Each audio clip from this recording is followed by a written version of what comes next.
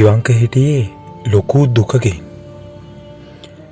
මක් නිසාදයත් එක කුසේ උපන් සහෝදරයෙකු නොවුනත් තිවංකගේ අයියා වුණ අරෝෂ්ගේ හදිසි සියදිවි නසා ගැනීම නිසා දුකත් එක්කම තිවංකට තිබුණේ ලොකු කම්පනයක්. තම පියාගේ වැඩිමහල් සොයුරාගේ එකම පුතා වුණ අරෝෂ්ට හැමෝම අවාසනාවන්ත ළමයි කියා කිව්වේ එයා ඉපදිලා අවුරුදු 2කට පස්සේ රියානතුරකින් එයාගේ අම්මයි තාත්තයි මිය ගිය බැවිනි. ඉන්පසු අරෝෂ්ගේ වගකීම බාරගන්නේ අලුත විවාහපත් වුණ තිවංකගේ අම්මයි තාත්තයි. අරෝෂ්ට අවුරුදු 2ක් වෙනකොට තමයි තිවංක ඉපදෙන්නේ. අරෝෂ් තිවංකට දැක්වූයේ තම සහෝදරයෙක්ට වගේ ලොකු ආදරයක්. පළමු වරට රැකියාවට යන අරෝෂ් කොළඹ යන දවස තිවංකට සිහිපත් වුණා. අයියේ කවද දෙන්නේ? මං ඉක්මනට එන්නම්. ඔයා ඉස්කෝලේ වැඩ ටික හොඳට කරගන්න. අයියා මට කතා කරනව නේද? නැතුව මට මගේ පොඩි එකාව එහෙම අමතක වෙනවද? කියමින් අරෝෂ් සිනාසුන විදිහේ තිවංකට අද වගේ මතකය. අයියා කවදාක ප්‍රශ්නෙක හිටියා කියලා මට කියලා නැහැනේ. ඒත් ඇයි එයා එහෙම දෙයක් කරගත්තේ? තිවංක තනියම සිතන්න ගත්තා. 7 දවසේ දානයත් අවසන් නිසා නිවසේ අවසානයේට ඉතුරුන පියදාස මාමාද අම්මටයි තාත්තටයි කියලා පිටත්ව යන අයුරු තිවංක ඉහළ මාලයේ වූ ඔහුගේ කාමරය තුලට වී බලා වුණාය. පුතා එන්න කෑම කන්න. තාත්තාගේ කටහඬ තිවංකගේ කල්පනා ලෝකයට බාධාවක් කළේ නිතැතින්මය. මං පස්සේ කන්නම් තාත්තේ. මට බඩගිනි නෑ. අරෝෂය නැති වුණේ අපිටත් දුකයි තමයි පුතේ. ඒත් මොනව කරන්නද? එයාගෙන ආපු ආයුෂ තමයි. එහෙමයි කියලා පුතා නොකා ඉඳලා හරියන්නේ නැහෙනේ. අනික දැන් දවස් ගාණක් ඔයා හරියට කාලා නැහැ. හරි තාත්තේ මං එන්නම්.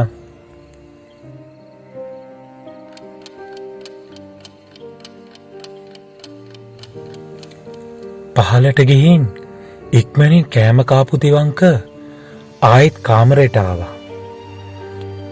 ඒකම ගිගුරුම් සහිත විශාල වැස්සක් ඇදහැලෙන්නට පටන් ගත්තේ. ඇතුළට ගලා එන පින්න නැවැත්වීමට තිවංක ජනේලේ වසනවත් සමගම විශාල අකුණු කැරයක් වත්තේ කෙළවරක ඇති පොල් ගසකට වදින අයුරු තිවංක බලා සිටියාය.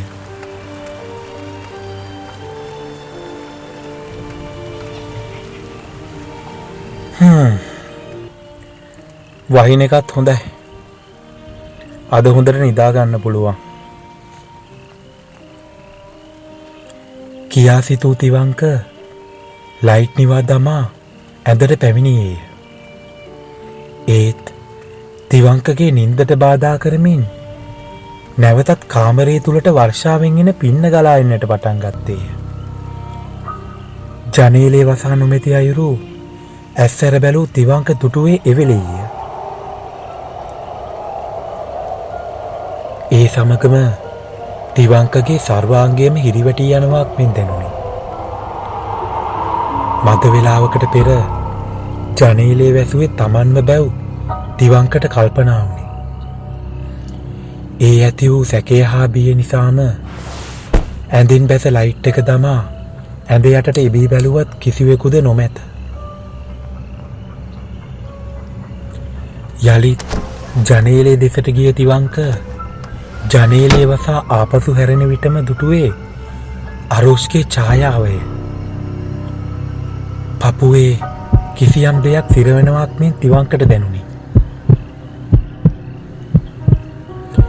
ඒ සමගම විශාල ශබ්දයක් සමගම කරන්ට් එක නැති වුණේ. අඩියට දෙකට ඇඳ දිසට ගිය තිවංක ඒ අසල තිබූ වතුර වීදුරුව බීගෙන ගියේ දවස් 2-3කින් වතුර බී නොමැති අයෙක් ලෙසය.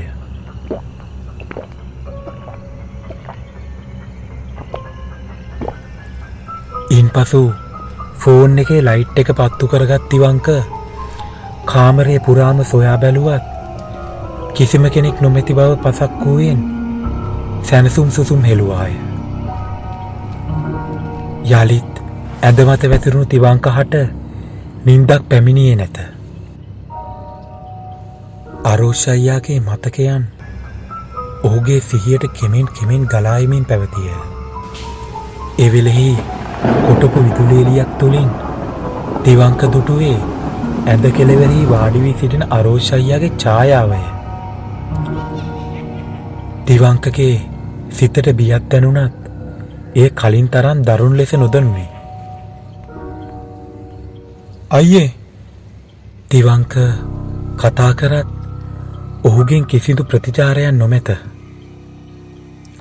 තිවංක ආයිත් ෆෝන් එක රැගෙන ටෝච් එළිය ඒ දෙසට එල්ල කර බැලුවත් කිසිවෙකුත් සිටියේ නැත.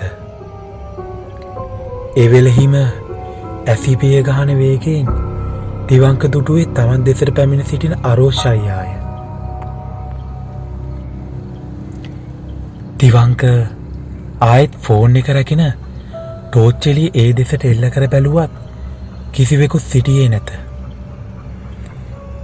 ඒ වෙලෙහිම ඇසිපිය ගහන වේගයෙන් තිවංක දුටුවේ තමන් දෙසට පැමිණ සිටින අරෝෂ් අයියාය. මල්ලි, තිවංකට රළු කටහඬක් ඇසුණි. ඒ අරෝෂ් අයියාගේ කටහඬ බැව් හඳුනා ගැනීමට තිවංකට හැකි විය. අයියේ, ඇයි අයියේ මාව දාලා ගියේ? ඒකට දැන් කරන්න දෙයක් නෑ මල්ලි.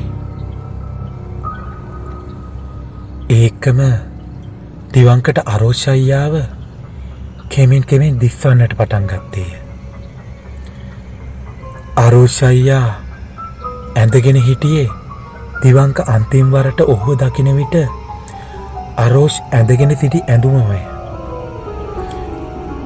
අත් දෙකට ග්ලව්ස් දෙකක් දමා රතු වුණ දෑසින් යුතුව තිවංක දෙස බලා සිටියේය. අනේ අයියා එහෙම දෙයක් කරගත්තේ. මල්ලි, මට තාත්තව බලන්න යන්න ඕන. තිවංකගේ ප්‍රශ්නය මගහැරපු අරෝෂ් පැවසුවේ. මං තාත්තට කතා කරන්නත් අයියේ. එපා මල්ලි, මං යන්නම්. මල්ලිට පුළුවන්ද තාත්තගේ කාමරේ ඉස්සරහා තියෙන පාපිස් සයින් කරලා දෙන්න? හරි බං, කරන්නම් අයියේ. මද වේලාවකට පසු පහත මාලයට ගිය තිවංක තාත්තගේ කාමරේ ඉදිරියේ තිබූ පාපිස්ස අයින් කරනු ලැබුවේය. මල්ලි යන්න, මම තාත්තව බලලා එන්නම් යයි පැවසූ අරෝෂ් නොපෙනී ගියේය. ඉන්පසු තම කාමරයට පැමිණි තිවංක එයා මොන තත්ත්වයක හිටියත් කමන්නේ. ඒ මගේ අයියා. ඒ නිසා බය වෙන්න ඕනේ යනුවෙන් තමාටම පවසා ගත්තේය. කෙමෙන් කාලය ගත වුණේ.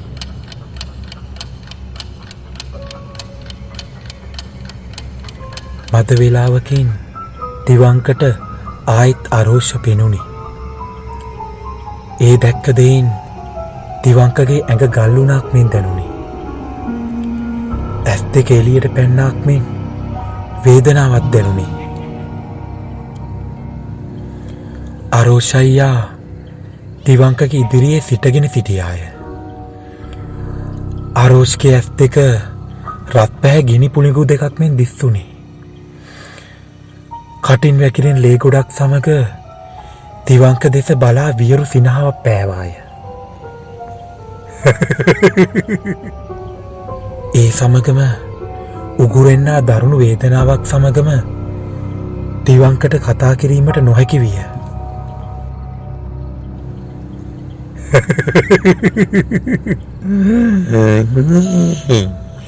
තෝයිතුවද මගින් මේ දේපල උතුරගෙන මම මරලා දැම්මම තොට සැනසිල්ලෙන්න පුළුවන් කියලා.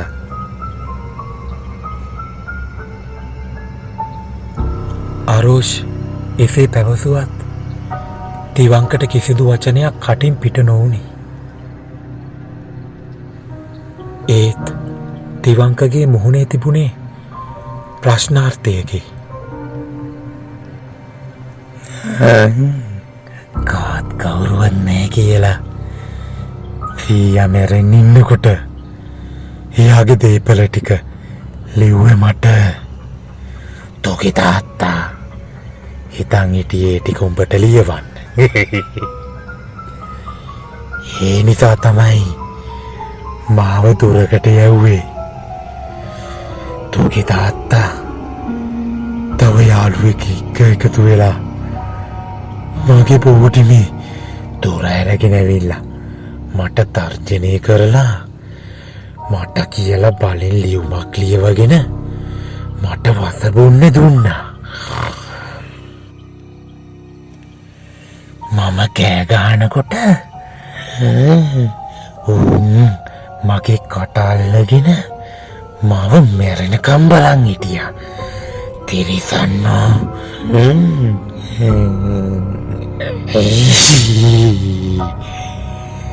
මම මැරෙනකොට ඕකුන්ගෙන් පලි ගන්නවා කියලයි මැරුණේ.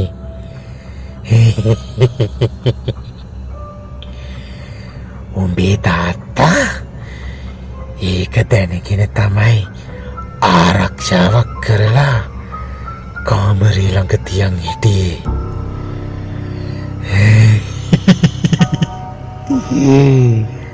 උඹ තමයි ඒක අයින් කරලා මට උදව් කරේ. මම දැන් යනවා ආපු අනිත් එකත් ඉවරයක් කරන්න. තව එක මතක තියාගනින්.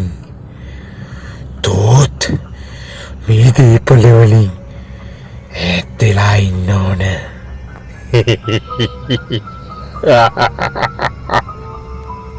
ආරෝෂ් පැවසුවාය.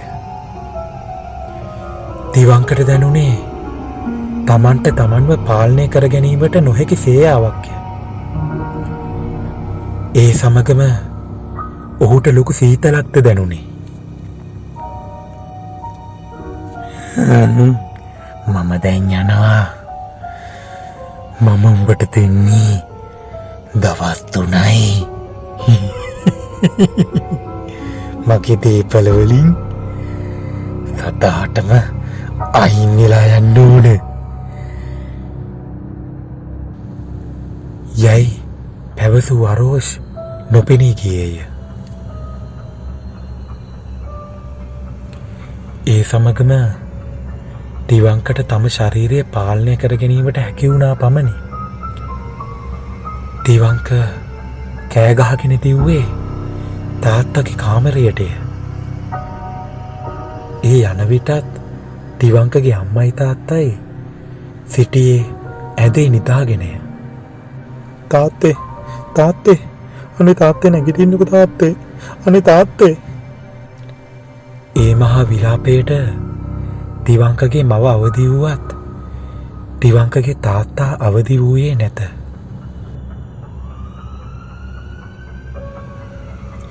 තිවංක තම මව සමග එකතු වී තම පියාව රෝහල කරාගෙන ගියත් ඒ වෙනකොටත් තිවංකගේ පියා මෙලොව හැරදා ගොස් සිටියේය. මරණයට හේතුව විසකුරු සර්පයෙක් දෂ්ට කිරීම වුවත් ශරීරයේ නිවත්ව තිබූ ලේ ප්‍රමාණය වෛද්‍යවරුන්ට පවා ප්‍රහේලිකාවක් වුණේ. ඒත් එයට හේතුව සොයා ගැනීමට කාටවත් නොහැකි වුණේ. කෙසේ හෝ අවසන් තීරණය වූයේ තිවංක තම මව සමග තිවංකගේ මවගේ මහගෙදර නැවතීමය.